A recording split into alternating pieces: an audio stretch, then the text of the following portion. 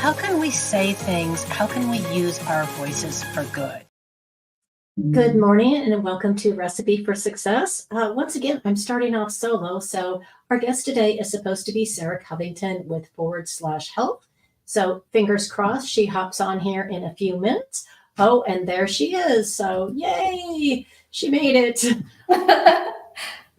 You missed you missed your opening. You missed your grand debut. So we're live. So we always go live at the exact top of the hour. So this is not pre-recorded. So flubs and all, we just do our thing. Fashionably late. It's my style. Fashionably late. It's all good. It's all good. So I'm going to actually move this to full screen so it'll make it a little easier for everybody to see us. So anybody that thinks that marketing and branding does not work, I'm going to tell you right now, it's not true. Because the whole reason I connected with Sarah and wanted to learn more was because she had this really cool logo. It's a pink slash. And I'm like, well, what's that about? So it definitely caught my attention. And I reached out to her and we had a really great conversation about what she does. And I immediately thought, okay, we need to get her a little bit more exposure. So Sarah is currently serving as General Counsel and Compliance Officer for, your bio said, a healthcare startup, but I'm going to assume that's /health. It is. Yes, you're spot on. No, okay, it's because I had inserted that and I'm like, well, maybe I better just check. In addition, because that's just not enough, she is an MBA instructor, undergrad adjunct faculty teaching healthcare law, blah, blah, blah, blah, blah. I could not spit all that out. And she has had her hands in many other pots. So I can take a little deep breath from that. You are incredibly accomplished and talented, and I'm so thrilled to welcome you to our show. So I would love for you to kick it off by telling the audience a little bit about yourself, where your journey has been, and what has brought you to this point in time where you are promoting /health. Yeah, absolutely. But, total attorney here. I'm going to just give a quick disclaimer before we really get rolling. Anything that we say in this forum is for educational purposes only. It should not be considered legal advice. If you have specific legal questions, you should reach out to an attorney. We're awesome. We love to help. But we are not entering into an attorney-client relationship. Perfect. So what you're saying is anything you say can and will not be used against you. Love that. Yeah. So my background, though, as an attorney is a little bit non-traditional, which actually just sort of prepared me perfectly for this role that I'm in. Also, I stand on a balance board. That's part of my charm. Sometimes I fall off this thing. So if you just see me like out of the frame, that's what happened. But yeah, I started my MBA when I was 19, and our daughter had heart surgery when I was halfway through that. And of course, like no parent wants to think about what's happening in the operating room. And so I'm sitting there as a very young parent, just watching the world unfold around me, right? And I realized that there were like really incredible clinicians and awesome people in scrubs, and I didn't even know what like half the designations were back then. But it was so apparent to me that they were just working in this system that wasn't functioning well for them. And so social responsibility decided I wanted to get into the healthcare space and give back. Not that I was like single-handedly planning to like change everything about healthcare, but really just wanting to be plugged in and use the talents that I had to help move things forward. So that is like the moment I decided to work in healthcare. I thought for 2 seconds about going to med school, but I also faint at the sight of blood. Like, it's bad. So I have not to be a doctor. No, definitely not. So I have mad respect for those that are able to take that on, and I love getting to support them. And so actually, I started out in healthcare operations. My very first job was negotiating nursing contracts. I learned so much about the health system. And then I was asked to join the revenue cycle team. I didn't know anything about revenue cycle, but it was great. And I jumped right in and got to learn about the business of healthcare and how they make money. So I went from like saving the health system tons of money to getting to help make lots of money. And I was really good at that. And I got to do that for 3 health systems. It was great, record-breaking cash. But I, wanted to continue to progress. And so then I was afforded an opportunity to serve as the vice president for a vendor solution. And so I had clients from coast to coast, which was incredible. And they particularly specialized in working with startups. And that's where I got like my first taste of startups and innovation. And I was like, ooh, this is a fun like area of healthcare to be in. And then went on to serve as a chief operating officer for a health tech startup. And at the time was looking at PhD programs. And we were paying Cooley, our counsel, we had a discounted rate that was over $1,000 an hour. And I was already a compliance officer at this time, already teaching undergrad healthcare law. And I was like, I'm pretty sure I could just write this contract if I went and like had some education and figured out how to do it, right? So instead of going for a PhD, went to law school, absolutely loved it, and then took a few left turns. And I was working at a top 20 law firm in both the IP and AI practice groups. And I got to meet the founding team, and I was like, whoa, this just went from me trying to bring in another client into the firm to like, let's Red Rover this, bring me on over, sign me up. I want to be on this team and do what you're working on, because you could just tell, right, that there's something a little bit different. So yeah, they somehow were like, let's do this, and brought me on board, and it's the best decision I've ever made. That's awesome. I mean, I just haven't ever talked to any little kids that say, hey, I really want to grow up and be in healthcare compliance. I just have not seen that on anybody's dream board, at least so far. But it's a very necessary part of what we do in this industry on all aspects, and particularly from the compliance.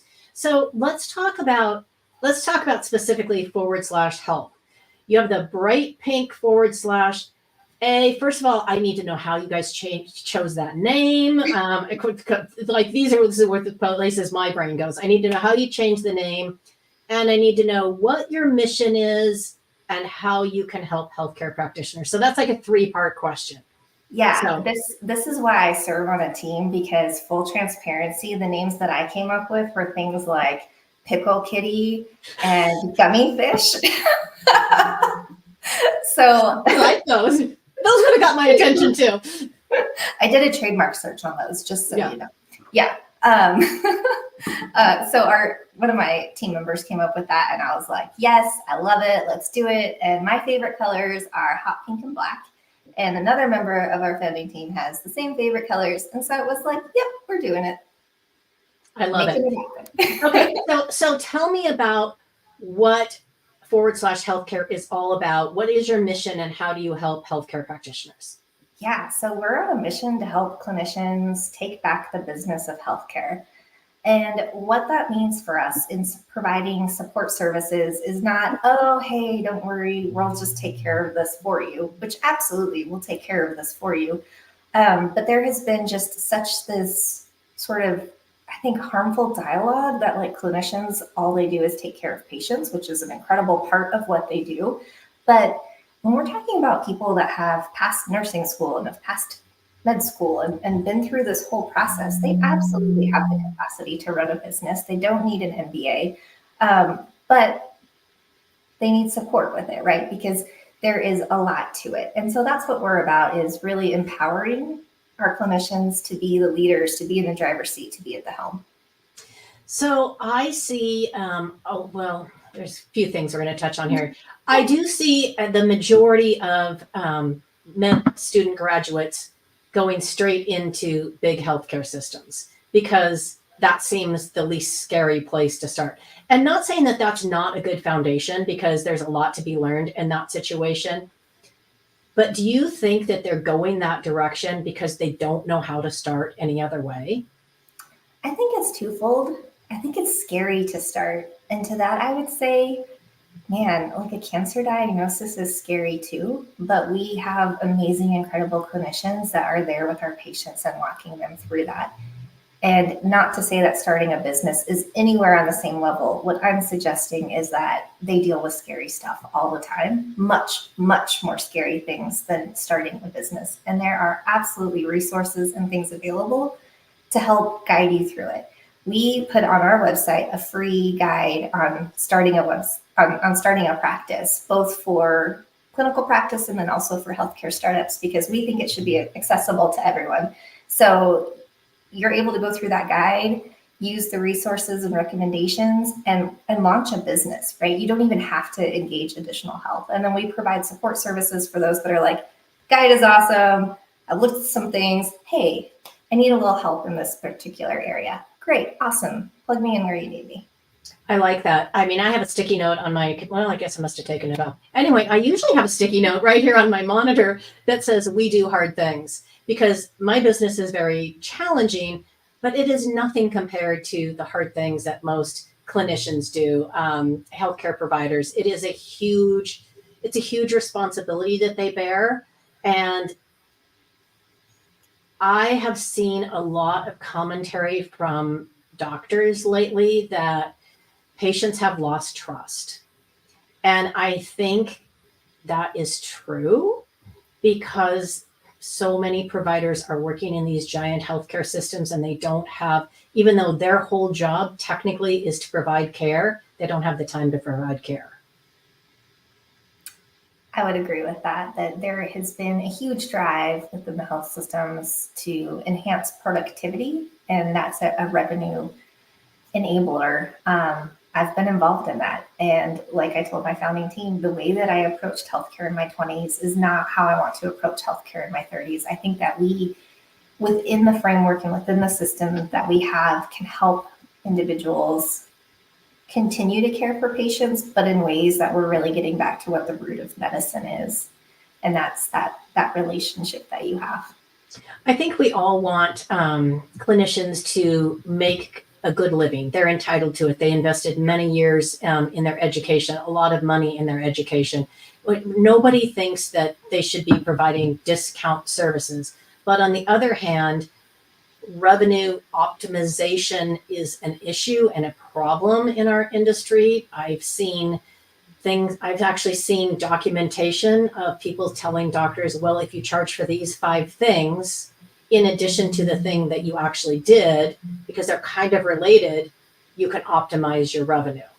Wouldn't it be better if the physician was providing a fair service for a fair price and everybody knew what that was? I mean, nobody wants to pay the lowest price. We're not looking for bargain physicians. We're looking for fair physicians who are going to treat us fairly and who are going to in turn be compensated fairly.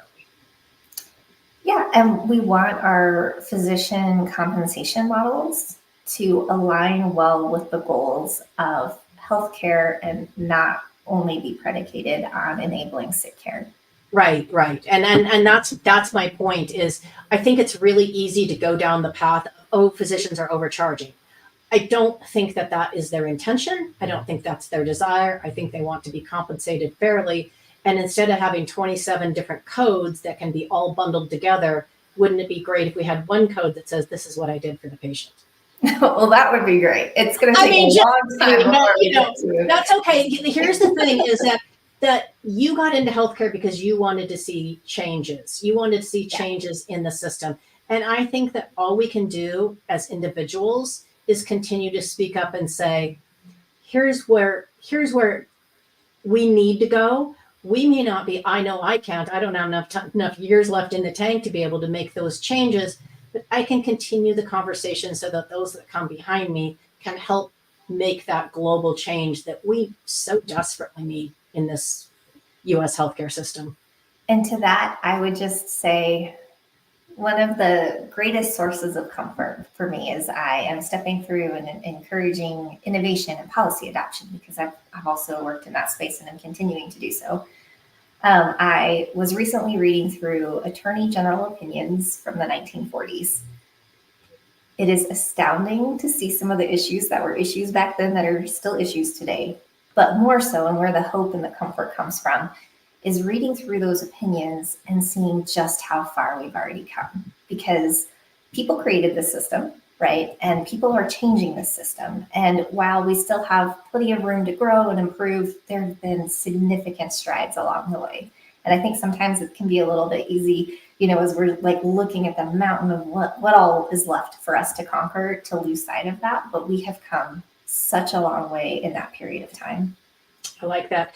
Okay, I'm going to throw a curveball at you that was not on the list of questions I was going to ask, but in my little brain, it was ping-ponging around this morning. I'm like, I'm going to ask her anyway.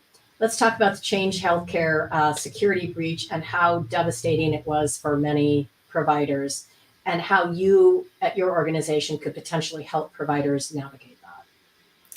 Yeah, so thankfully, we were not directly impacted or where we were working with at the time, because we were in a direct care space only when that hit. But it was so eye-opening for us as to just how broad sweeping that impact is. And so I think it was definitely kind of a catalyst and a driver for us to really kind of take a step back and look at how we wanted to position ourselves and approach our service offerings. I think one of the things that I keep seeing missed in the conversation, and so also curveball for you, because I'm just going to like go on my soapbox here for a moment. We know that across the board, we see the largest revenue from payers to our providers every year in March and April. We capitalize on that if we're in revenue cycle, and we work towards that. And my understanding, and this is a little bit outside of my wheelhouse, is that it has to do with a tax strategy that the payers, our commercial payers, are availing of. Somebody can fact check that. That'd be great. You're right. More. So it's not just that, hey, we weren't able to send these claims and now we're getting all caught up. We're going to send them. We're going to get paid. Like, yeah, we didn't have money for 8 weeks, but we're fine. Because we missed that window.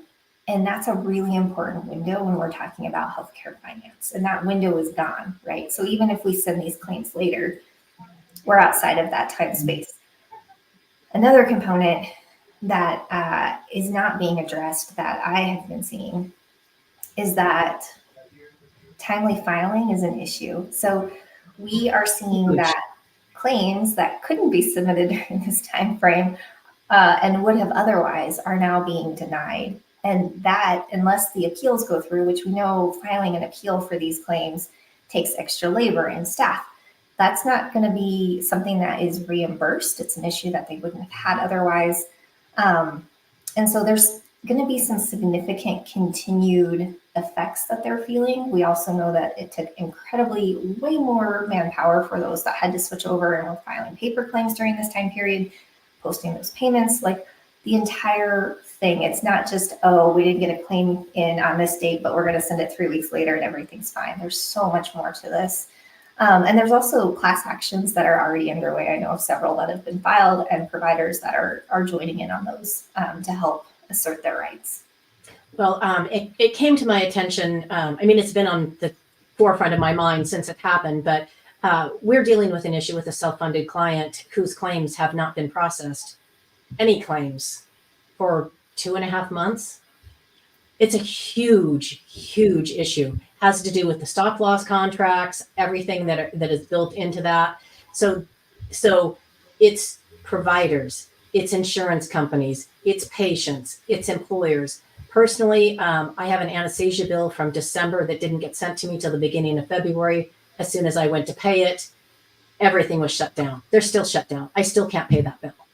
Right. So, and I mean, I am a very responsible person, have it set to the side, and know that I still owe that money. But so many people are just going to throw those bills away and forget about it.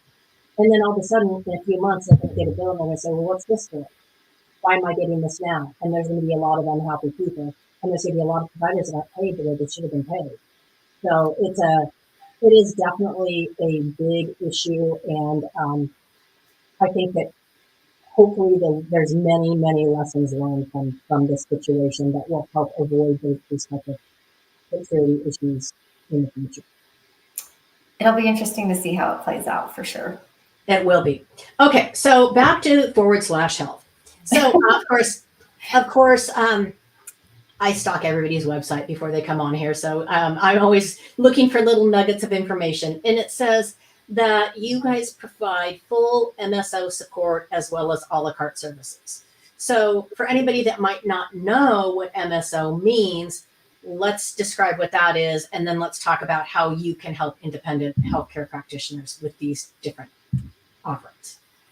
Yeah, so for context, we just launched May 5th, which has been super exciting. And this MSO question has come up so much that our website is actually being changed today. But I'll explain it to you because I think it's a really good foundational context, and it's actually sparked a lot of conversation. So it's been good from that standpoint.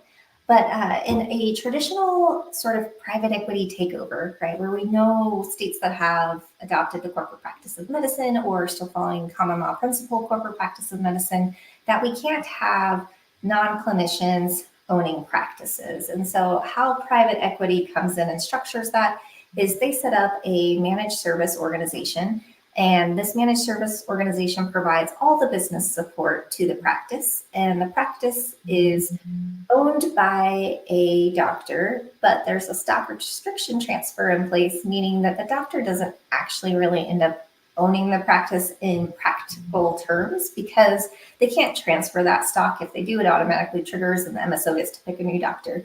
And so that's how private equity sets it up. And there's a lot of 1099s involved where they don't actually own it, right? And so what we wanted to come up with was an alternative. We don't use any stock restriction transfers. We want the people that are engaging our services to be there and continue to stay with us because they are getting value from the services that we're providing and not because we have set up a structure whereby they are beholden essentially to continue. So the doctors that are working with us own their own practices. That's our model. They can port into our MSO and get the full suite of services and that full level of support. But we've also identified that there are plenty of provider offices out there that don't need a full level of support. And so we also created just kind of an a la carte menu where we're like, hey, all right, you only need one segment of services. That's cool. Let's do that. We don't want you to have duplicate spending or put you into a structure that's not what you actually need for your business to run well. And so we created sort of this two-part option so that we can really come up with tailored solutions. I like that. Well, and in full transparency, I had to look it up. I'm like, I should know what this means, but I don't know what it means. So anyway, I had to look it up as well. So I figured everybody would want a full explanation of that. Okay, so the always exciting topic of compliance. Let's talk about that. Since you are the chief compliance officer, everybody knows the second you walk into a doctor's office, they put a little pad in front of you and they say, sign this. And if you want to read the full policy, here's the brochure. I don't like that practice, but it is what it is. So we are not going to touch on that. But other than the HIPAA disclosure that everybody signs and the fact that they have to pay whatever the doctor decides to bill them, regardless of the fact that they're not informed until after the fact, what kind of compliance issues are you helping healthcare practitioners deal with? Yeah, so the main area that we're providing support right now is actually it stems from the Affordable Care Act, the ACA, and so many providers still are unaware that this is in that legislation. And that is the ACA mandates as a condition of enrollment in Medicare, Medicaid, or CHIP. Condition of enrollment, right? That the healthcare entity have a compliance program in place. And so the OIG has set out, hey, here are the 7 elements of an effective compliance program. And so we help set up that compliance program. If needed, I serve as their designated compliance officer because that's also one of those 7 elements. And that way we can help make sure that they have processes in place to mitigate fraud, waste, and abuse. Fraud, waste, and abuse. We get trained on that every year, so yeah, we're very familiar with that. But that is a very important component, and I love that you do that. Obviously, compliance is not getting any easier. They're not dropping regulations, anything else. So how do you stay on top of everything that's happening and then in turn help your participating practices stay on top of it? Yeah, so I spend time reading the Federal Register, and I know that that's not really everybody's cup of tea, but that's where a lot of these little gems get positioned. And keeping up to date too with publications by industry leaders, right? And those groups that are great about informing us of things coming down the pipeline. So here's a great example. We know that the Incident 2 billing guidelines with telehealth were originally set to expire this past December, but in November, sort of right in the nick of time, we had a 1-year extension. Correct. We had a 1-year extension, which means that we also know that that's set to expire this December. So that's on our radar, something I'm watching and keeping informed of, because those that are structured under those processes are going to need to know if it's not extended, what changes they need to make. I love that. Okay. Oh, just got a nice question. Do you also do medical billing for physicians' offices? Yes, so we do provide that support service. Great. Awesome. Okay. So one of the, like, your mission statements on your website is you want to help clinicians improve the healthcare system. How do you do that? And how do you help them? Because we talked about pricing a little bit earlier, but we didn't talk about how you, or if you help them determine fair and acceptable pricing structures. Yeah, so that's a really complex question. I saw that on your I like to ask. Yes, let's go for it. Because that question looks really different if we're working with a clinician that's setting up a concierge service versus someone that's setting up a direct care service versus someone that's heading into a fee-for-service model. Right. And also different if we're looking at value-based care. The great news is that we work in all 4 swim lanes and help create those tailored solutions within that context. So if we're talking about someone that's looking at a direct care space, you know, are they in California and are they going for like a really premium, very small subset of patient service offering? Or are they in a rural environment, maybe rural Georgia, and they're offering a primary care solution that's direct pay because there's just this care gap in the community that they're stepping in and filling? That pricing discussion is going to look very, very different between those two. I love that. I like that you have identified those different market segments and how you can support them in that. So very cool. All right. We made it. We made it through the tough stuff. Although some people think the last 5 questions are just as tough. So my 5 burning questions, no one gets out of the hot seat without them. So are you ready? Yes, let's do it. Okay. Number 1, everybody's first question. What is your absolute favorite food in the world and can you cook it? Yeah, my favorite food in the entire world is lumpia. No, I cannot cook it. I actually can't even consistently get it locally. There's a food truck that sometimes is in our area. So you can just know that anytime I'm out of town, whether it's a business trip or a family engagement, that's like my DoorDash situation, is getting some lumpia. Okay, so I love some good lumpia as well. And we do have one around us, which is weird because I'm in a bizarre area. But I have one more question and I need to pop on here. It says, do you only work with physicians or also dentists? We have several physicians and dentists. I could see this being helpful for them. So at this juncture, full transparency, we don't have any dentists that we're serving. That doesn't preclude us, though, from entering into that space. I have worked with dental in the past. I'm probably supposed to give you some really salesy answer like, no. We can do it. Yeah, we're good. But I'm always going to be straight with you. Well, perfect, because that's what I prefer. So that is always my choice. So either you can do it, you can't do it, or maybe we can do it. We just don't know yet. So I love that. All right. Second question. What character trait do you admire most in other people and why? Yeah, so this one, I really appreciated this question because it made me think, and this is definitely something that I have evolved in. So, you know, fresh out of an MBA program, what I was like, oh, that's a really cool trait to have versus where I'm at now and what I really admire is different. And what I need in my teammates is someone that's visionary. I love working with those that kind of walk in with this like crazy big idea of what healthcare could be. Because where I shine is having an understanding of the regulatory framework and how we can structure within that. And so it's really exciting to me to get to encounter whether it's clinicians or fellow members of my business team that have that, because then that's where I can shine and sort of say, okay, great, here's how we can maybe actually make that work. I like that. All right. So this one's never on the list because I always kind of like to bring it on you at the last minute. So if I turn the mirror on you and say, what is the character trait in yourself you're most proud of and why? Ooh, that's another good one. I think it's my relentless positivity. That's something that is just sort of a core value for me. It's my favorite day of the week. I don't know if you know this. It's Wednesday, and I always say it's Wins Day, and we celebrate our wins. So it's something I've done actually since way back when I was in law school. Whether it's something simple like, hey, I got the dishwasher loaded, because some weeks are like that and that's a win that week and that's totally fine. But I just really appreciate having a moment of thankfulness each week where I reflect on what's gone well and use that to like power me and continue forward. And I love sharing that with the world. I like that. It shines through. I can see that. Like, I definitely see that quality in you. Okay, so what is one thing a healthcare practitioner coming straight out of medical school should consider before starting their own practice? I think you have to consider what your risk tolerance is, because heading into practice right out of med school, you don't have that cushy salary buffer, right? It's all on you.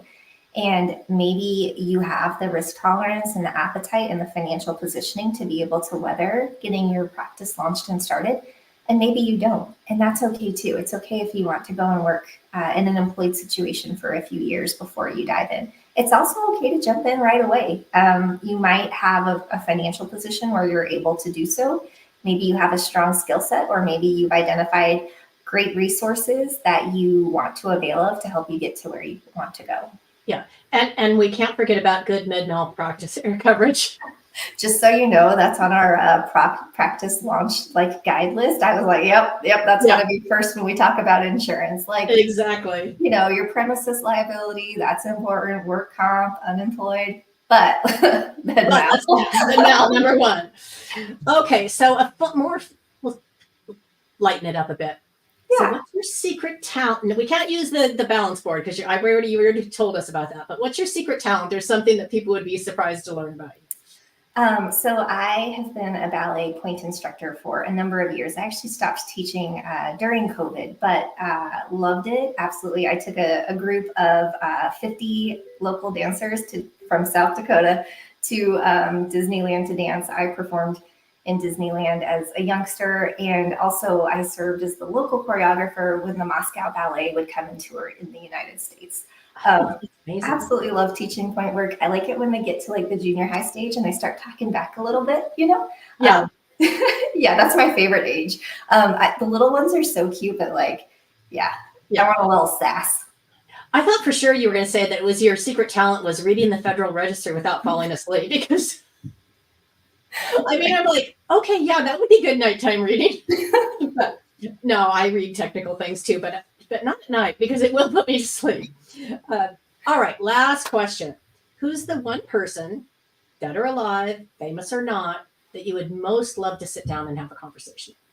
Ooh, Ruth Bader Ginsburg, hands down. When I was 10 years old, I had this like little black velvet dress with a white lace collar, like total fangirl back then, because I just so appreciated the mark that she was making in justice, which I know as like a 10-year-old was probably a weird thing to like be excited about. Yeah, so that is absolutely who I would want to just sit down and talk to. I think it's super cool to be excited about the mark she was making. The outfit choice, I'm not so sure about. I have a picture of it. Like, that's what I wore for school pictures that year. Not gonna lie, I still look at it from time to time. But you know, if you never look back and question your fashion choices, I think you've kind of missed out on trying new things. That is an excellent point and a great place to end this conversation. Thank you so much, Sarah. I think it was so interesting. And for any of you that are watching or will watch on replay, please share this with the provider community. This is great information. These are terrific resources. Their website, /health.com, correct? Did I get that right? And we do a free financial analysis. So if you're like, hey, we don't know if we need help, holler. Like, we want to be good partners. Free financial analysis. There's a lot of good, very cool free tools there as well. Connect with Sarah on LinkedIn, or how else would they get a hold of you? Just email me, sarah.covington at /health.com. Perfect. And if you forget all of those things, reach out to me and I will connect you. So thank you everyone for joining us today. And I will be off the air next week because I'm out of town. So it'll be 2 weeks and I'll be back. So thanks again, everyone.